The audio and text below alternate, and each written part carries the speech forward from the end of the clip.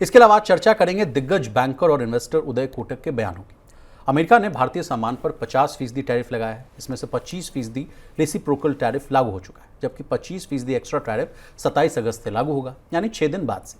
इस बीच देश के सबसे बड़े अमीर बैंकर उदय कोटक ने कहा कि हमें इस मौके को एक अवसर के रूप में लेना चाहिए। इसके अलावा उन्होंने सरकार से छोटे उद्योगों की मदद करने के लिए भी कहा है। छोटे बिजनेस को बचाने के लिए उदय कोटक ने क्यों मांगी सरकार से मदद, क्या है बड़ा संकट, किन चीज़ों में तत्काल बदलाव करने की है ज़रूरत, पूरे मसले को समझेंगे प्रवीण सर से। सर नहीं, देखिए, बिल्कुल जब जिस तरह की ट्रंप के टैरिफ के बाद जिस तरह की परिस्थितियां पैदा हुई हैं, उसमें अब बड़े बड़े जो देश के दिग्गज उद्योगपति हैं वो पॉलिसी लेवल पे सरकार को और बाकी अपनी बात को बेबाकी से रख रहे हैं कि आखिर इस मुश्किल वक्त में भारत को करना क्या चाहिए। और उसी में जो दिग्गज बैंकर हैं उदय कोटक, दुनिया भर में उनकी बात को सुना जाता है, भारत में भी बहुत लोग उनको सुनते हैं, समझते हैं। उन्होंने एक इंटरव्यू में कहा है कि भारत को अब पूरा ट्रांसफॉर्म खुद को करना होगा, नए सिरे से चीज़ों को समझना पड़ेगा।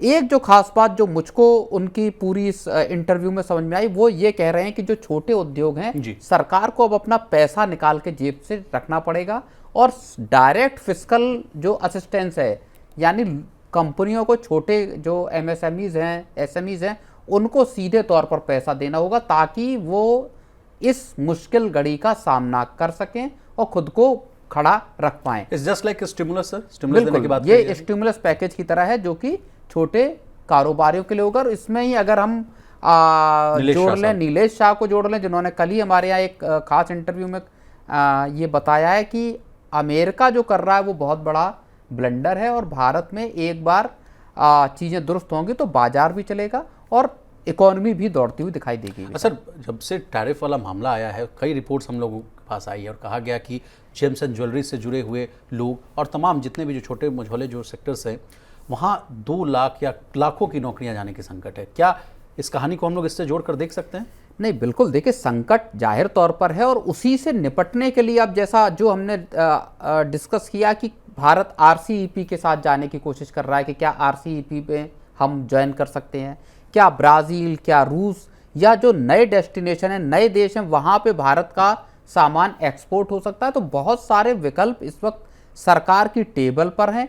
सरकार GST के तौर पर भी आपको एक तरह से सीधा फिस्कल फाइनेंशियल आपको असिस्टेंट देने की कोशिश कर रही है।